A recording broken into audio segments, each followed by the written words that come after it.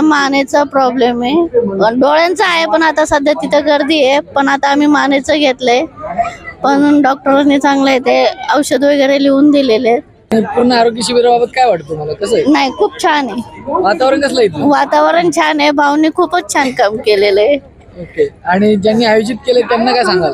नाही, त्यांचे पण खूप आभारी आहे आणि असं सहकार्य करावं गोरगरिबांसाठी बस.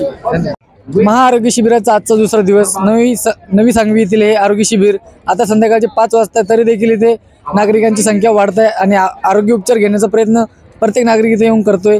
आणि आपल्यासोबत काकू आहे, काकूंची प्रतिक्रिया आणि त्यांचा अनुभव आपण जाणून घेण्याचा प्रयत्न करूया. काकू, कसा राहिला तुमचा अनुभव? हो, छान आहे, बऱ्यापैकी चांगलं. आलात तुम्ही? सांगवी, न्यू सांगवी. आणि तुम्ही कोणत्या आजाराबद्दल उपचार घेण्यासाठी आला? मी गुडघ्याच्या आजार.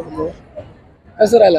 हो, छान आहे. इथे आल्यानंतर कसं वाटलं, म्हणजे हे वातावरण बघून? हो, चांगलं आहे, म्हणजे तर त्याच्या मानाने मी जरा उशिरा आले, त्याच्यामुळे मला जास्त काही एवढं हे नाही माहिती, पण उद्या पण पुन्हा परत येणार आहे. तरी सहकारी कसं राहिलं डॉक्टर? हो, चांगलं झालं, त्यांनी हेल्प केली. आणि ज्यांनी हा शिबिर आयोजित केलंय हो, त्यांना काय सांगाल तुम्ही? म्हणजे त्यांचे आभारच मानावे, कारण गोरगरिबांसाठी करतात ते खूपच मोठं चांगलंच कार्य करतात आणि त्याच्या मानाने खूप म्हणजे चांगलं महत्त्वाचं कामं आणि चांगलं गरिबांसाठी, म्हणजे असं कोणाला उपचार मिळत नाही आहे त्याच्यासाठी हे खूपच छान आहे. त्यामुळं सगळ्यांनी याचा लाभ घ्यावा हेच आहे.